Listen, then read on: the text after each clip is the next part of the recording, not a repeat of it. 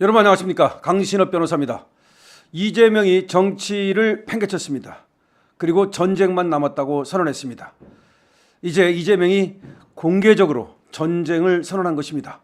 자신이 11월 15일이면 그리고 11월 25일이면 깜빵으로 갈 것을 미리 예견하고 이제 그 전에 전쟁을 통해서 살 길을 찾아보겠다는 겁니다. 지금까지 이재명은 여러 가지 방탄 수법을 썼습니다. 국회의원도 돼보고 당대표도 돼보고 그리고 단식도 해보고 불체포 특권에 기대보기도 하고 갖가지 방탄 전략을 썼습니다. 하지만 이런 것들이 거의 이제 무의로 돌아가고 있습니다. 물론 한때 성공을 했습니다. 하지만 한 번은 성공할지 몰라도 저런 거짓말들이 계속해서 성공할 수는 없는 것 아니겠습니까? 그래서 드디어 검찰로부터 공직선거법 징역 2년 그리고 우진교사 징역 3년을 이제 구형받고 조금 있으면 법원의 판결에 의해서 그야말로 정치계에서 사라지고 아니 인간계에서 사라질 위기에 처했습니다. 그러자 어차피 정치 못할 거 고춧가루나 확 뿌려버려야지 이런 생각을 했는지 정치를 팽개치겠다. 물론 자기는 정치가 실종됐다고 말하지만 그 말은 결국은 정치를 팽개치겠다는 거 아니겠습니까? 그리고 전쟁을 선언했습니다. 이재명이가 말이죠. 기독교계를 예방했다는데요. 아니 기독교계를 이 범인이 왜 예방을 한 것인지 그리고 기독교계에서는 이 범죄인이 와서 회개를 하겠다고 그러니까 아마 회개할 줄 알고 받아준 것 같은데 혹시나는 언제나 역시나로 끝납니다. 정치가 실종되고 전쟁만 남았다라고 이 기독교계를 예방한 자리에서 말하면서 정치의 가장 중요한 가치가 타협인데 그게 잘 안 된다. 타협을 누가 안 하는 겁니까? 이재명 때문에 지금 타협이 안 되고 있는 겁니다. 이재명이가 거대 야당을 갖다가 자기 종처럼 부리면서 윤석열 대통령의 바짓가랑이를 잡고 있으니까 타협이 안 되는 겁니다.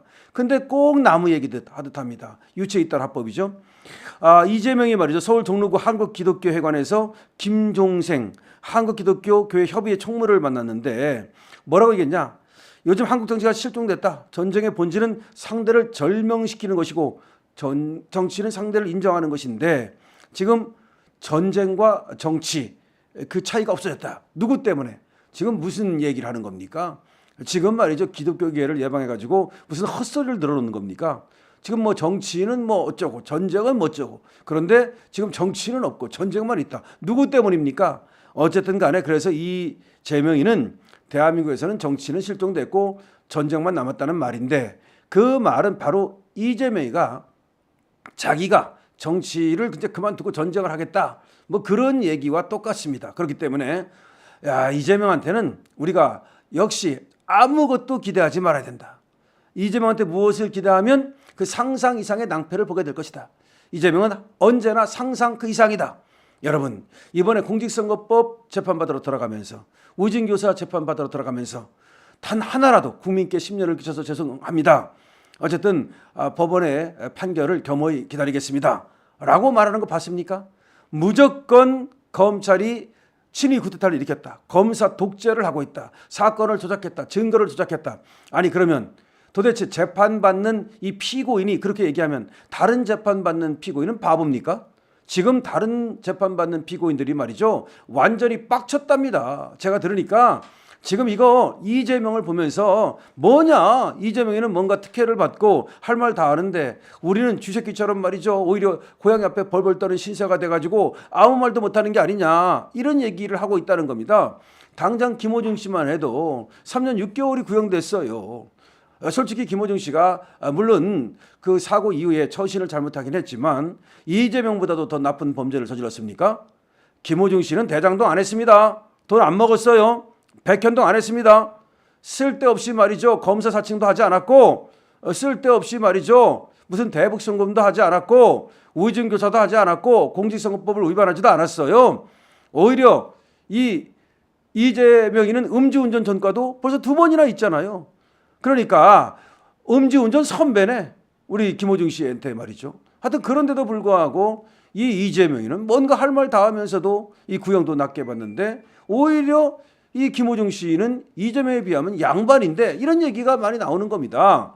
자, 그런데 이런 지금 이재명이가 말이죠. 왜 그렇게 그럼 전쟁을 선언하는 거냐? 이거는 자기는 정치를 하고 싶은데 윤석열 대통령 쪽에서 전쟁을 하자고 그런다. 그래서 나도 뭐 전쟁을 할 수밖에 없다. 정치가 없어졌다. 이런 얘기하고 싶은 겁니다. 하지만 이것은 아까 말씀드렸듯이 유체 이탈 화법이고요. 결과적으로는 검사들을 협박하고 또 지금 뭐 탈원서를 전 국민이 보내자. 그래서 이재명이 무죄라고 하는 것을 재판부에 알리자. 이따위 짓 하고 있지 않습니까? 아니 탈원서를 보내자는 겁니까? 아니면 협박을 하라는 겁니까? 아니 제34 형사부에 전화번호까지 딱 박아가지고 그쪽으로 뭐 탈원서를 보내라. 이거는 완전히 사법부를 협박하는 거 아닙니까? 누가 전쟁을 선포했습니까?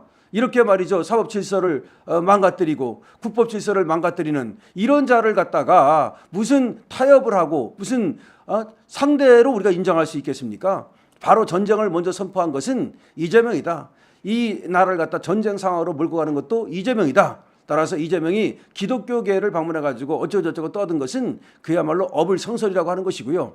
앞으로 말이죠. 기독교계에서는 이재명 같은 애가 오면은 받아들이지 마시고 혹시 들어오면 나갈 때 소금을 확 뿌려가지고 말이죠.